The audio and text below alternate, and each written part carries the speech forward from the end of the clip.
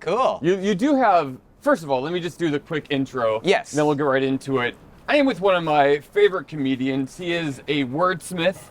You are a master of words. I smith them. You smith them. It's Myq Kaplan, everybody. Hello. You know him from his appearances on Comedy Central, you've done the Tonight Show. Other things. Late Show, probably, I'm assuming. You've done all of the shows. I've done several shows. And we actually have known each other for quite some time. Yes. Because when I was doing, I can't remember the first time I reached out to you, we had known each other, we'd done a few shows together when I was juggling, 15 years ago maybe. Sure, that checks out. And then my friend Ben was in town, Ben Seidman, and he's like, you know who I'd love to meet? Myq Kaplan. And I was like, oh, I kind of know him. I'll message him. So I messaged you, and I was like, hey man, I'm here with my friend Ben, who's a magician, and if you want to hang out or something. And you wrote back, you're like, oh, I love magic, but I'm out of town or something. But then somehow, very independently, you and Ben became really good friends. Yeah, in 2010, I did Last Comic Standing. Yeah. And it was after that, I think, that I was out in LA at the Comedy and Magic Club. Oh, shout out to Comedy Magic Club. Perfect place. One of the best clubs in the country, best rooms in the country. And what better place for a comedian to meet a magician? So I don't know if we were both on the show or if one of us was hanging out. Yeah. But I believe that I met him in the green room there. And yeah, it was a delight. Well, I'm glad. Let's go left. Let's Why go not? left. I'm glad you two are friends because he's awesome. Oh yeah. And you're a funny guy. You're awesome. For sure. He's awesome. I'm funny and awesome. Yeah. Yeah. So you do have. When I first met you, you were clean cut. Yes. No beard. A baby. You're a little baby. Yeah. But you've really adopted a new look. Do you feel like? Did you think about it? Is it a conscious decision? Or is it just I just like this? Does it help your comedy at all? What a great question. Thank you for asking. Is that not a good question? No, I said it's a great question. I don't know if you're being sarcastic or not. I'm really bad at reading sarcasm. Oh, and I'm bad at delivering it. I almost am, I can't guarantee never, but I'm rarely sarcastic. Okay. But I sound like that's not true. Yeah, okay. That is an issue. Let's see. Let's not get hit with a That's car. Good. We got the light. We've got the light. Yeah. Give me the light. Inner and outer. So I will say, it's funny to me because I have some jokes that I tell sometimes about how when people ask, oh, are you growing a beard? I'm like, literally what I'm doing is nothing. You're doing something. Right. You're making a choice every day that you shave. To be clean shaven, for most people who can grow a beard, that's the choice. This is, I guess it's kind of like a marriage, I've been with my girlfriend for almost 8 years now. We are essentially, yeah, why not? Yes, sure. That's how you say it. It's essentially sensual. But essentially married. Yes. We are planning to be together until, we don't plan to die, but if we do, if we do, you want to be frozen? No, we just want to live. I mean, at some point probably we'd just like to both decide at the same time to be now's the time for sleep, because otherwise it's horribly sad to imagine one of us going through the most terrible thing. Oh God. But so that said, so in a way, being in a marriage or a long-term, an infinite relationship is I'm not quitting. I'm not getting out. Anybody has the option anytime to leave a relationship. True. But some people, maybe some people should. Some people, if they're unhappy, if it's not a good relationship, if it's not functional, but many people stay because of inertia. But I like to think about it every day. I mean, there's some elements I'm like, oh, this is great. This is the one. This is the thing. I'm happy to be in this loving relationship that I'm in. And also, I'm grateful for it every day. And, it's not, when people say, oh, relationships are a lot of work. I mean, life takes a lot of effort and energy to do the things to like feed yourself and feed your soul and feed your relationship. Yeah. And also, it's just, the point is, what I'm saying is, every day I'm happy to make to make the choice to keep being in the relationship. And every day that I have this beard, I'm happy to make the choice to keep being in relationship with the beard. It's like a fascinating thing. It is not calculated. It's motivated by the fact that it's easier to not shave than it is to shave. And Rini, my girlfriend, the person who spends the most time near and with my face, other than me, she likes it. Good. Like, when I shave, there's always, it could be smooth for a day, and then it's like painful for several days, if not like a week or two. And so I do probably shave once every, or like trim every couple months. Oh, okay. So this is a couple months worth of neglect. There's a couple months worth of commitment to looking like this. I love that. Yeah. You do wear it well. I will say. I appreciate it. So I don't think I could grow a beard. Like I'm not like I believe in you. No, I just, it's like, it wouldn't be like coming as full. Well, just gotta give it time. You think so? I mean, I have no idea. All right. But I'm very, like, there's no stakes at all for me. Like, I'm not gonna put any money on it, but I will tell you that if you committed to not shaving for 2 months, see what happens. Really? Yeah. It does get itchy. Like, after like, I think the longest I've gone is like a week and a half. Oh yeah, well after that, I think it's like an asteroid belt, like it's rough for a little, but you can get through it. Okay. Like, it's absolutely not itchy now. Like, it's fun to, like, I condition it. You do? Oh yeah. Oh, so in the shower you put conditioner in? I shampoo and condition my beard. I guess that is a good, okay. It's hair. Yeah, okay, I guess I never thought about that. Oh yeah. It's fun. It makes it soft. It can make it smell nice. Yeah, I guess I like wash other parts of hair in my body, so it makes sense to do the one on your face. Yeah, I haven't gone like the beard oil route. Oh, but yeah. Those, like, that sounds fun. Yeah. I think sometimes I've gone to, I just moved into this neighborhood a few months ago. Very nice neighborhood. Thank we you. just passed close to where the old UCB was. Yes. Very cool. That's right. And we're in Chelsea. Yes, Chelsea, Manhattan. I was living in Park Slope, Brooklyn for about 15 years. And I went to a barber that was like right near my home. And sometimes I would have them do like a complete like shave the beard, hot shave situation. Ooh. And then like they put like warm towel and whoa. Hey. Hold for truck. Someone get those brakes checked out. But yeah, so that, I like that, and I feel like usually I'd have them shave it all off, but sometimes I'd want them to just trim it down, and if they trimmed it down, then sometimes they would use some nice smelling things on it. Oh yeah, I've never done that either. I've never gone to the barber and gotten like the razor shave or anything. Oh yeah.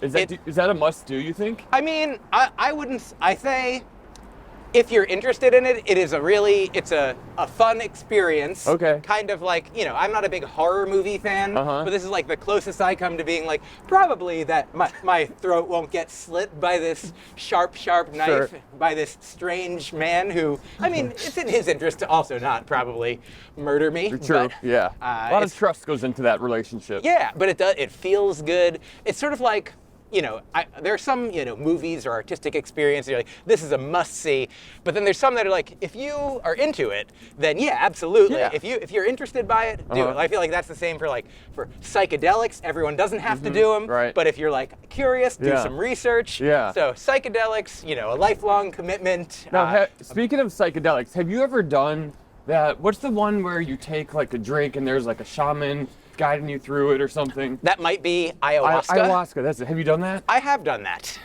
How's that? Is that fun? That seems scary to me because like you throw up, you get sick. I will say, number one, you don't always. Okay. But it is sort of, I'll say it is not always fun. It is, every time I've done it, been meaningful in some way. Lessons are often learned, like it's very difficult to describe. I mean, I've described it a lot on various podcasts. I talk about it in my comedy. Well, and I don't want you to repeat yourself. Oh, no, but I'm sure that I can come up with new things about it because I've never told you about it before. That's true. So I think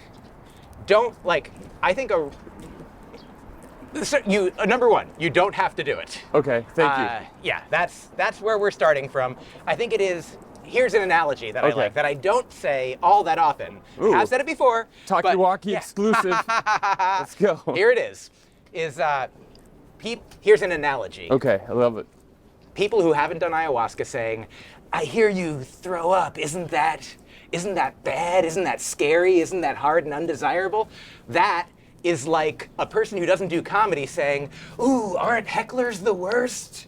Like, yeah, they happen sometimes. Sure. Okay. It's absolutely not as bad as you might imagine. Right. And in fact, sometimes, like with the rise of crowd work videos on social media, sometimes after the fact, the experience can be, you can get a lot out of it, you know, either in the moment, the communion between human beings, like something funny arises that wouldn't have, like, and here's the thing, like, I'm not saying go out and try to throw up. I'm not saying go out and try to court hecklers or encourage, but like, if it happens, it's a natural part of the entire milieu, you know? Yeah, like no pain, no gain almost. And it absolutely, like, if you do purge, as they say, or cleanse, it is things coming out that need to come out. Okay. And it sometimes is a catalyst for the experience, like kicking into a higher gear. And like percentage-wise, I would say if the ayahuasca ceremony lasts for 4 hours, with, you know, like more of a peak in the middle probably, but let's say 4 hours is the experience, the purging will be, you know, a minute, a couple minutes. Yeah. Like Very small fraction of the time you're actually experiencing. Yeah. There are exceptions. There are sometimes when people, and there are different strains of the plant, I believe, and some of them are more like things come out one end, some of them are more things come out the other end. And like there are some like different colors of it that I understand.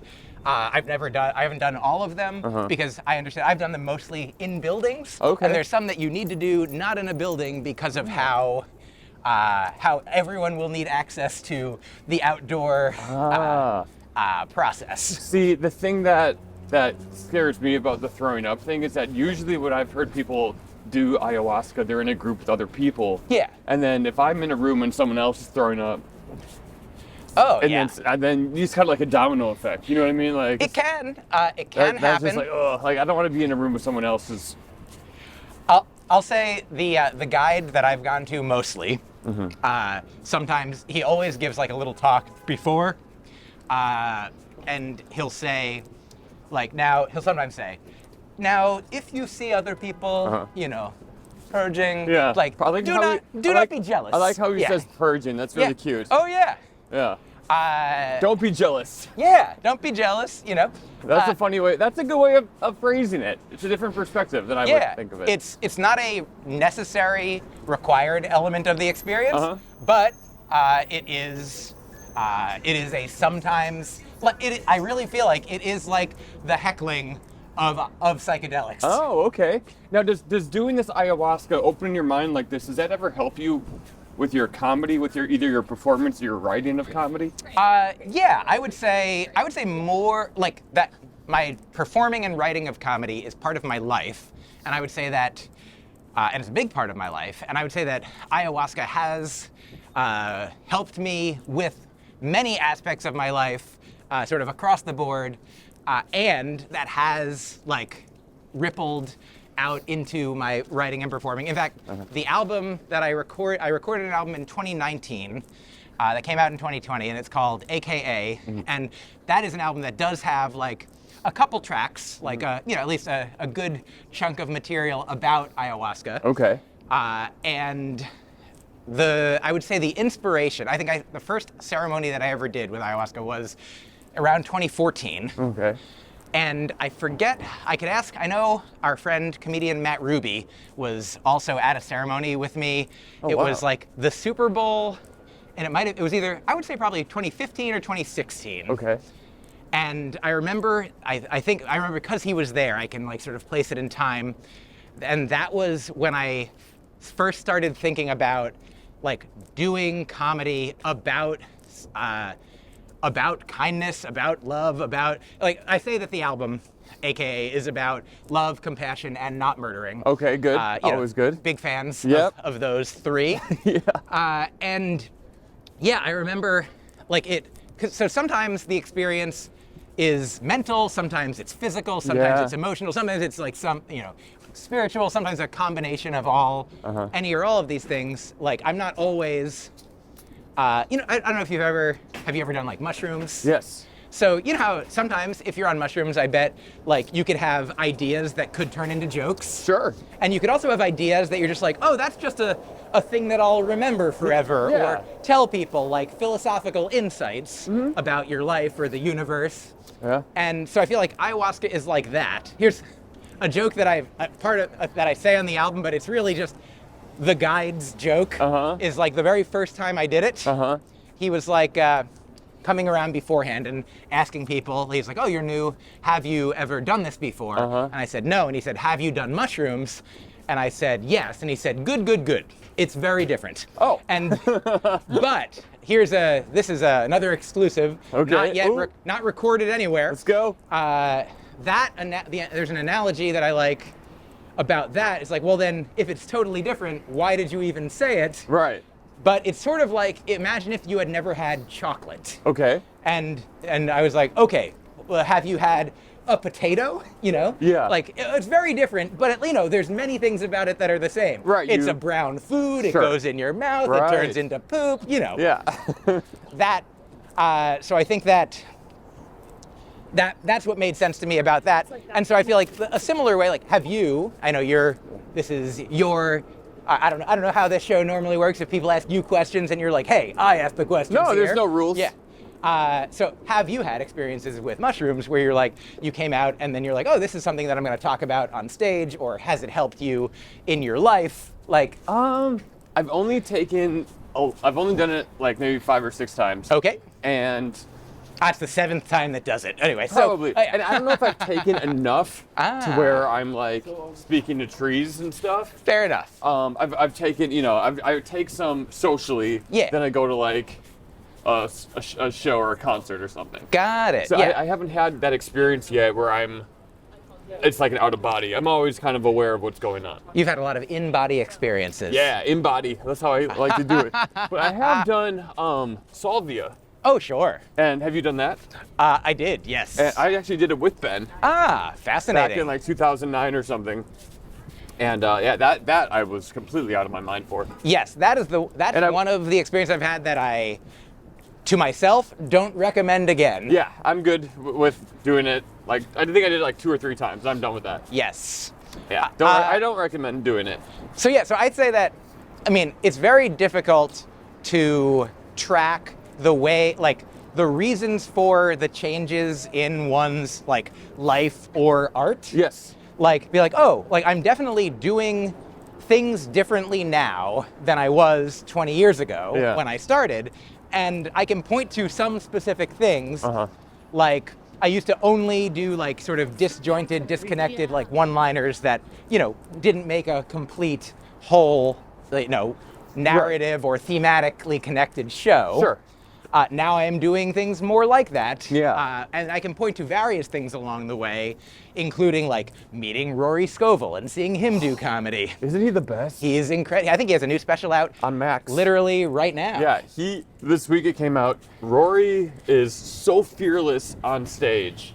He did a special called Live Without Fear. And I mean, it's great. I mean, all of his stuff. I mean, just one of the funniest people I've ever seen. You and I grew like starting. Well, I know you started comedy in Boston. Yes. But you really like.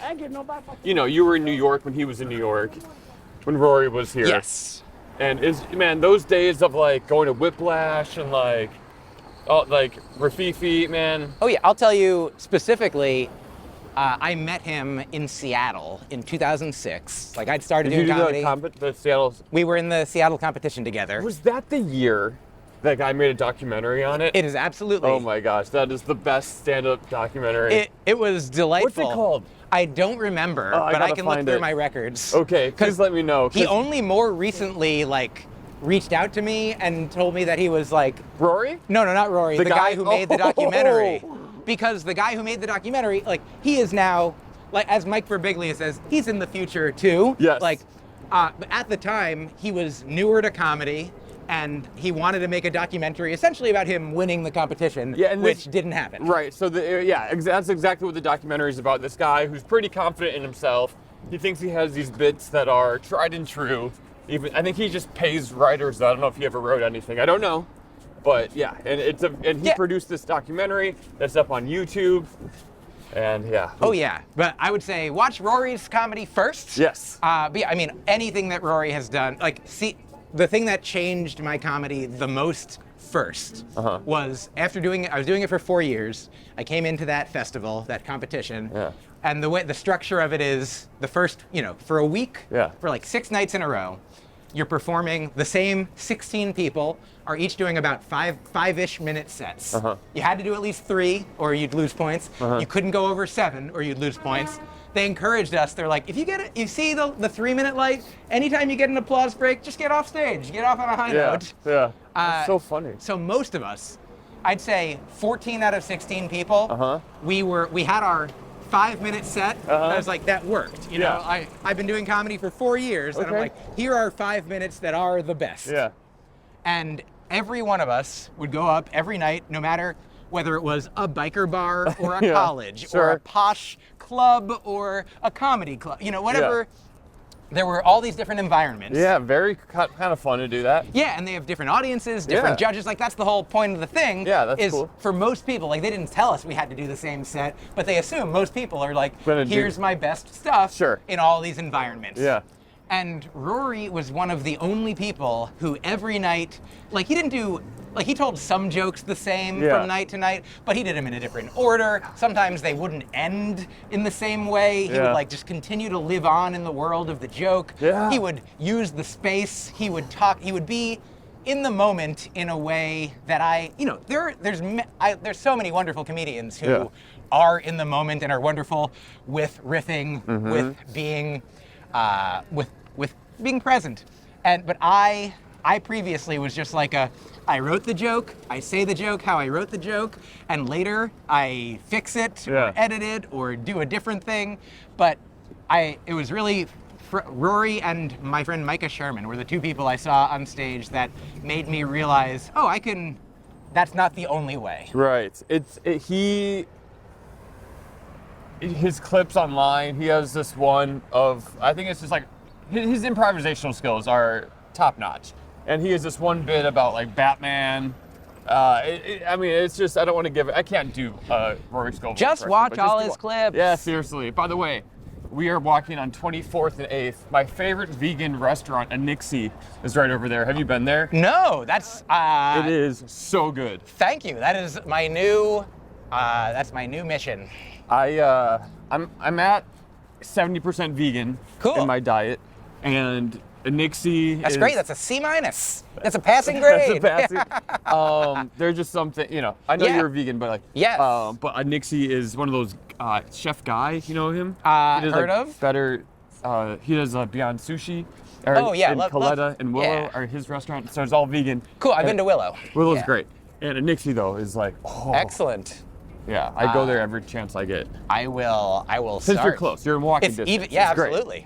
Even closer than Willow. It's great. It's how long have you been vegan? About as long as I've been a comedian. Over 20 years. Wow. Yeah, probably 21, 22 years. So again, we're that's impressive, by the way, because it was not easy to do. I'm assuming when you first started. I'm a really impressive hero. Yeah. I mean, it's kind of the same. This is walkie-talkie exclusive. Yes, another analogy? Yeah. All right, 100%. Let's go. This is one that I truly so good at hadn't thought about until now. But the same way, the fear of throwing up during a psychedelic experience, during an ayahuasca experience, I think is the same kind of fear that keeps people from, if you, like, the vegan journey that you're on, like, there are, I think most people would rather live in a world where there was less unnecessary suffering, where factory farming didn't exist, where animals didn't even, where they didn't have to be harmed and killed in the ways and the volume that they are. Right. And then there are people that are like, I think it's a fear of the unknown, a fear of like, I've always done it this way. Yeah, totally. People get stubborn and just like locked in their ways. And I think it is, it's very, fear is reasonable because there's very few people who, Rory, I think, is a wonderful example of somebody who, especially in a situation where it's so interesting, public speaking, as Seinfeld taught us, the scientist Seinfeld. Yes. That the number one fear in America, if not the world, is public speaking, higher than death. Is that true? It must have been true when he wrote the joke. Oh, okay. Because he says, the punchline is like, most people, if you have to go to a funeral, would rather be in the casket than giving the eulogy. Interesting. And so yeah, it is certainly, whether it's the number one or not, people are afraid, you meet people who are like, you get on stage, true, yeah. That's scary. Yeah. Like, most people don't do it, in part because of that fear. And so I think for you, you have a great perspective, possibility of being like, well, you can understand, like, maybe you felt that way at one point. Yeah. Maybe in some situation or in some other situation where you're like, I'm afraid of this. Yeah. I see other people doing it, but I don't know how they're doing it. I don't know how they're throwing up and having these experiences. I don't know how they're, giving up all the food that I am not giving up yet. Right. But you are like, well, I've been able to work my way through or reframe or accept. Like, it's not that as a comedian, like, we're not ever sad or have a show that doesn't make us, every show doesn't necessarily make you feel the way that you love feeling at a show. That's true. But you have the context for, like, I understand. That's part of it. Exactly. I get to have the beautiful experiences I do, which include the ones that are not so good. The learning experiences. Yes, makes you stronger. Yeah. Yeah. And so, I didn't, I was a non-vegan until my early 20s. And I also was like, how am I going to do it? It's going to be hard. Did you go vegetarian to veganism? Yeah, I became vegetarian at like 19 and then vegan a few years later. Okay, yeah. And it was just a matter of, like, one step at a time, one meal at a time, one attempt at a time. Have you ever read the book Atomic Habits? No. Atomic Habits by James Clear. My understanding is it was the Amazon's best-selling book of, I think, last year and a couple years ago. Okay. And it's about, forming and maintaining healthier habits that you want to, whatever it might be. If you want to, so he's like, for example, if you want to start exercising every day, what you can do is, before you can improve a habit, he says you have to establish it. So he's like, do literally one push-up every day, and then that helps your identity shift. And you're like, now I'm the kind of person, I am literally a person who exercises every day. Tomorrow, 2 push-ups. Wow, okay. Whatever it might be. Yeah. And so he says that every action you take is a vote for the kind of person you want to be. And when there's a preponderance of those actions, then you are that person. Wow. And so with respect to veganism, if you're like, I don't think I could do it, well, you've definitely had a vegan meal. Yeah. And so you know that you can do that. Yeah. You could have a whole day of vegan meals. Yeah. You could be like, I could have a whole week of vegan meals. Right. And just, obviously I'm not your boss. All right. But, unless you want me to be. Sure. But yeah, I feel like the thing, I'm not without fear, without uncertainties about the future, but like, thus far, almost everything that I've been afraid of, either, I'm sorry, okay. We're doing a podcast here. Everything that I've been afraid of either didn't happen, and the fear was, like, in a way, wasted. Right, yeah. Sometimes I'm driving and I'm like, I hope that person doesn't cut me off, and they don't, and I'm like, well, what am I all mad about? Yeah, exactly. The thing that wasn't, the thing that could have been, like, my anger didn't, my fear didn't, like, it only made me unhappy. Right. or the thing that I'm afraid of does happen. And I mean, you know, like I have had friends pass away. I have had, you know, relatives. Yeah. You know, like there are sad things in the world. Right. But here's one very specific ayahuasca experience I had, which is a much lower stakes than all the things that I was just talking about. But in 2015, I was dating a woman who lived in California and was moving across the country to move in with me, and I had just been living with a good friend, and he moved out to move in with his now wife. And so I had a big apartment that I was now paying, like, you know, more rent, like double the rent that I wanted to. For a limited time. And so my then girlfriend and I were looking for a new apartment.